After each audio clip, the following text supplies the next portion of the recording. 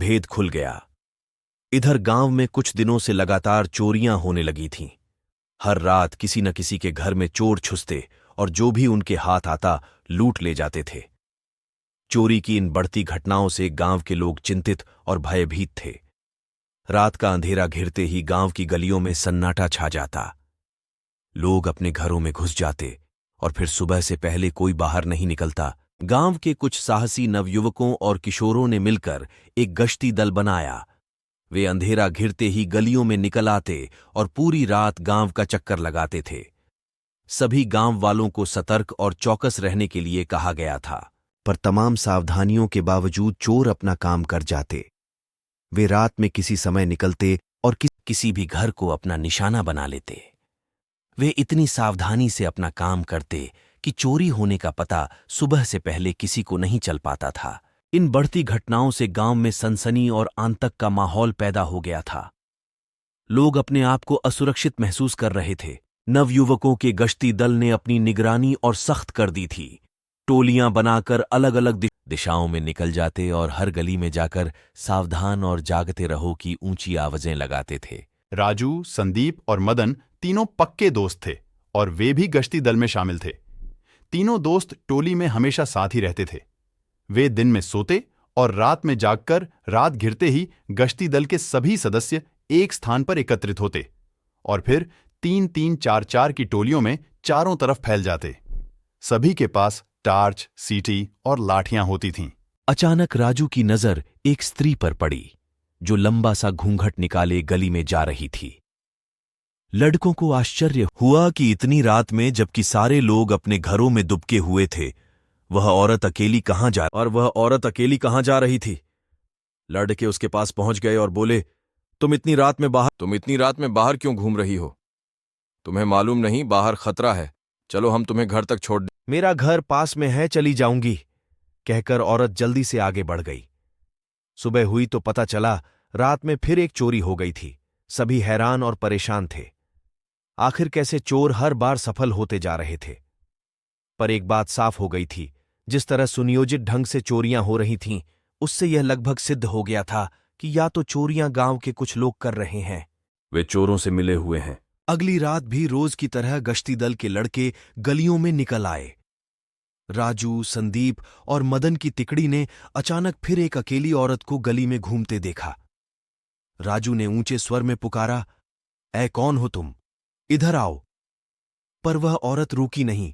लड़कों ने फिर आवाज लगाई, तुमने सुना नहीं? वहीं रुक जाओ। मगर रुकने की बजाय वह औरत भागने लगी। तीनों लड़के उसके पीछे लपके, पर वह औरत एक अंधेरी गली में जाकर गुम हो गई। अगले दिन पता चला कि गांव में फिर एक चोरी हो गई थी। चोरी उसी गली के एक मकान में हुई थी जहां रात में लड्डेचकों ने औरत को घूमते देखा था। अब तीनों लड्डेचकों को पूरा शक हो गया कि चोरी की घटनाओं और उस औरत के बीच जरूर कोई संबंध है।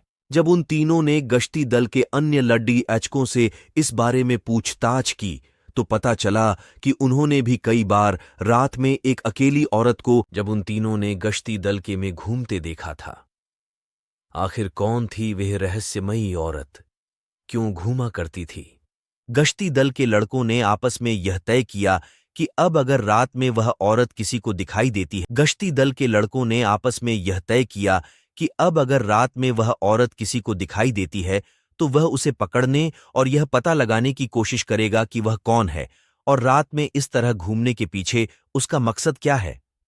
संयोग से दूसरी ही रात वह औरत राजू, संदीप और मदन को गली में घूमती हुई दिख गई। तीनों सावधान हो गए। उन्होंने औरत को ललकारा नहीं, बल्कि चुपके से उसका पीछा करने लगे। रहस्यमयी औरत भी काफी चौकस लग रही थी। वह बार बार रुककर अपने चारों तरफ देख लेती थी। लड़के भी पूरी तरह सतर्क थे। जैसे ही वह पीछे देखती, तीनों ओंठ में छिप जाते थे। एक मकान के पास पहुंचकर औरत सहसा रुक गई। तीनों लड़के छिपकर उसकी एक एक हरकत को देखने लगे।